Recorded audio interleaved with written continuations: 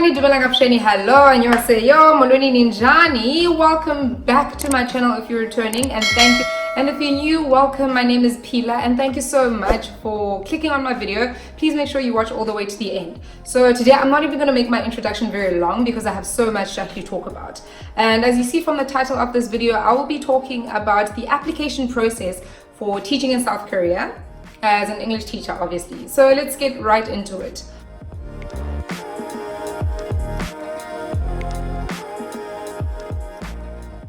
Yeah, so let's say you want to go teach in South Korea, but where do you even begin? Number one, criteria. You need to make sure that you're eligible or you qualify to be an English teacher in South Korea in the first place.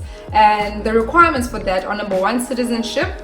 So you have to be from one of the 7 countries, one or two, I guess, of the 7 countries, which are South Africa, USA, the UK, Canada, Ireland, New Zealand, and Australia.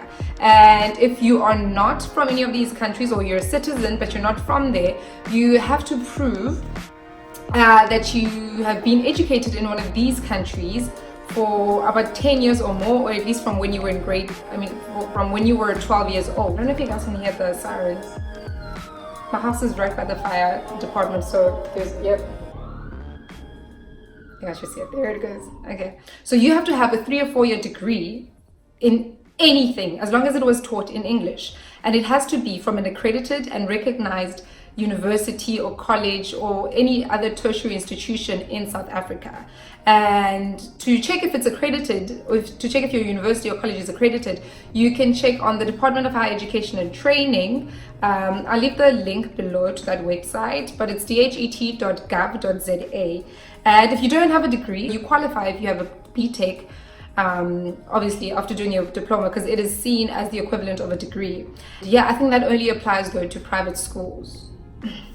Requirement number 4, no criminal record or clean criminal background. So this means you can't have a criminal record for anything. I don't think there's anywhere to elaborate on that. And requirement number 5, TEFL and TESOL certificate. And these usually apply for when you want to go teach at a public or government school. And some hagwons, or some private academies, private schools, are starting to want a TEFL or TESOL certificate. TEFL stands for Teach English as a Foreign Language. TESOL stands, TESOL stands for Teach English to Speakers of Other Languages. So it's a certificate that you can get online, or you can get it physically. You can go to practical classes, and it takes, if you guys need a video on that, please let me know down in the comment section, and then I'll do a video on it. And also please note, if you have a degree in education or a degree in English, you do not have to have a TEFL or TESOL certificate, even for a private school. So now that you know the requirements, let's jump into the process. Before we even start with the step-by-step process, there's one question that's very important. When should you apply? There's always vacancies throughout the year in schools, especially private schools. But I know for the EPIC program, the deadline is the 10th of May, But for private schools, they're usually taking people throughout the year. If there's a teacher missing, or if they need a teacher, they can put you in. So there's usually vacancies, but the best time to do apply is, I think, March/February or August/September. And March is the beginning of the academic year, I believe. Yeah, well, the school year begins in March, and then the academic semester begins in September. So that's when new teachers are needed, because other teachers are going out or finishing their contracts. So this is not to say that you can't apply, it's not to say that you can't apply whenever, but you stand better chances, and there's more vacancies in August and February.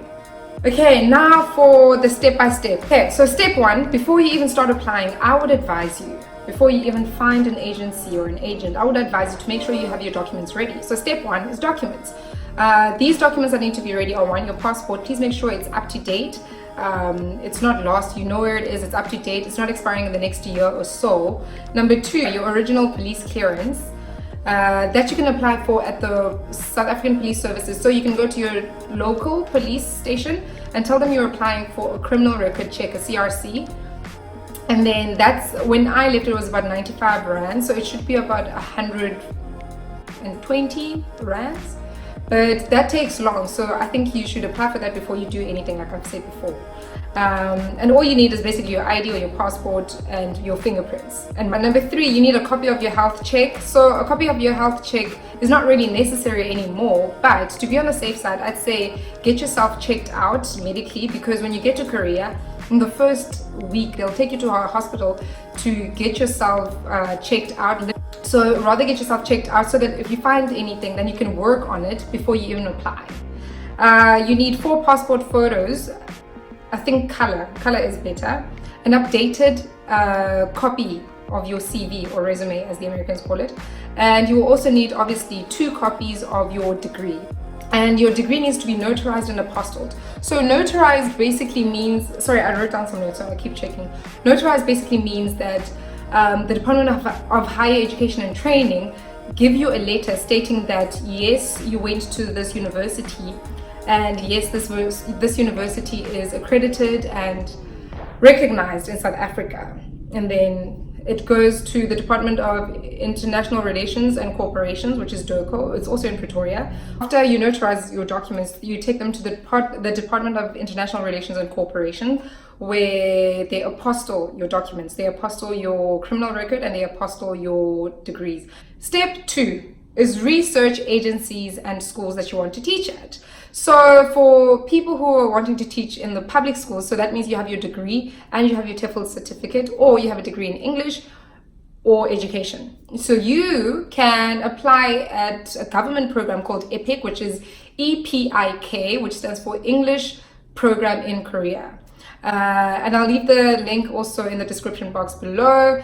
And basically, so you can either apply online on their website, so you can read up on any and every information that you want from there. And then if you have any questions, you can contact them about their program, because I don't know it very well.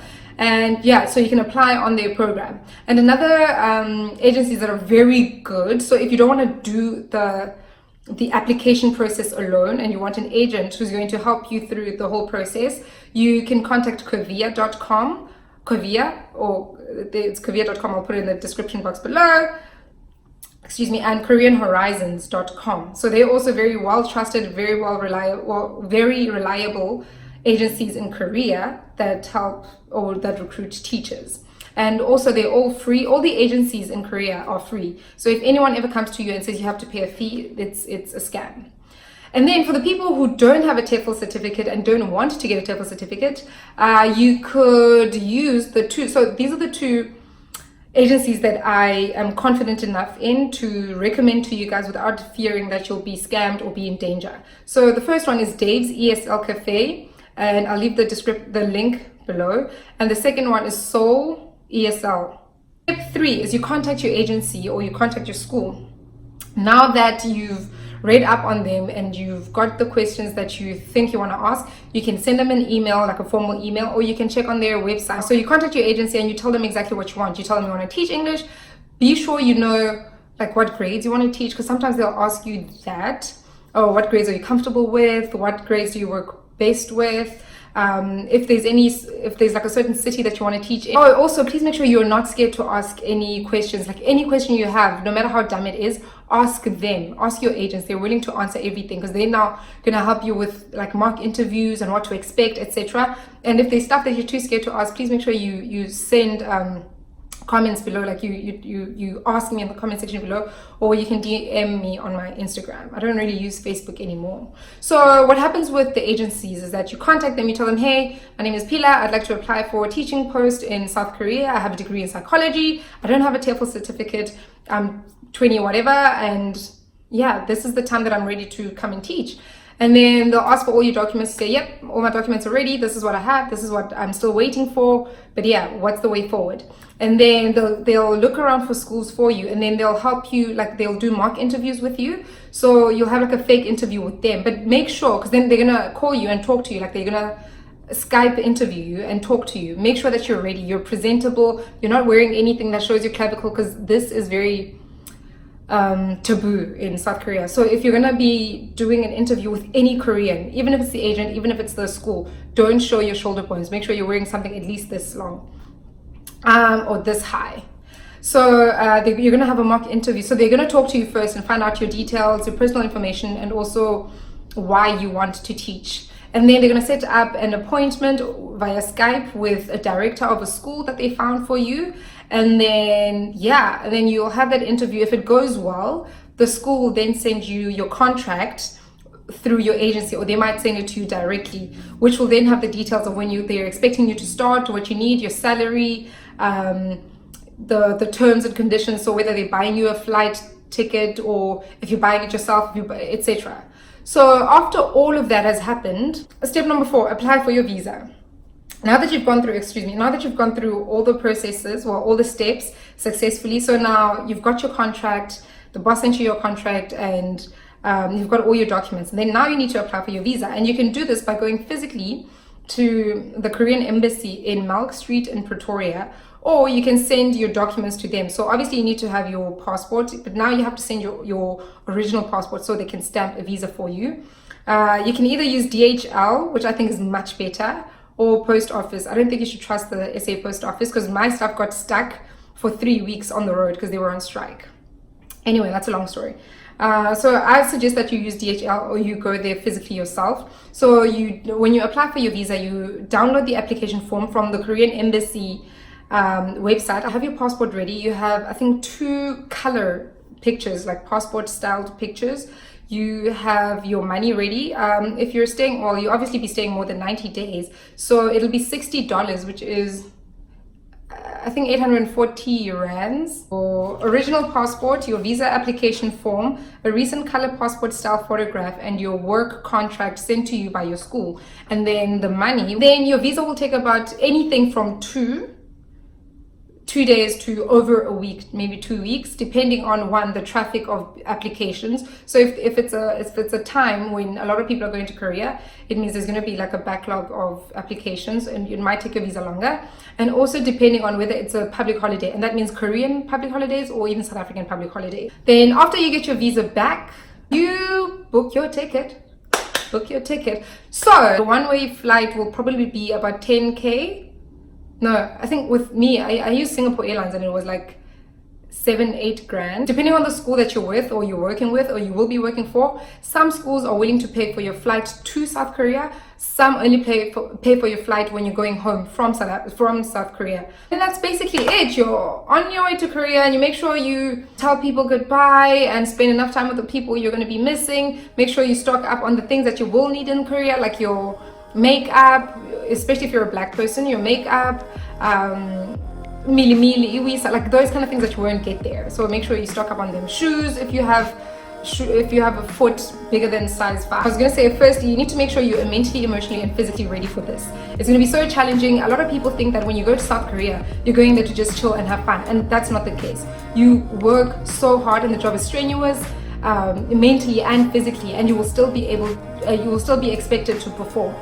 Number 2, you have to be honest with yourself. If you're a person who doesn't like kids, you're gonna have a really hard time. If you're a person who's very meek and quiet and scared of standing up for yourself or talking to people, you're gonna have a very tough time, because you're working with kids who will say, oh, why's your hair like that? Oh, why's your skin black? Oh, like those kind of things that might make you feel, and you don't have time to do that. You're a teacher, you're the adult, and you basically have to step up and be strong and confident enough.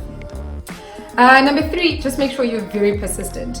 You may struggle to find jobs. You may struggle to fit in or to adjust when you get to Korea. You may struggle like with anything and everything. It may seem like things are going and working out, and then suddenly they're not, and then suddenly they are. But you have to be very persistent if you really want this job. Yeah, I hope this made everything clearer for you guys, and it answered any questions that you have. If it didn't, please make sure you leave some questions in the comment section for me to answer, or you can DM me on my Instagram @phillybomb. I'll put it down there somewhere. And yeah, thank you so much for watching, and I'll see you you'll see me on my next upload. Thank you, bye. Okay, so you wanted to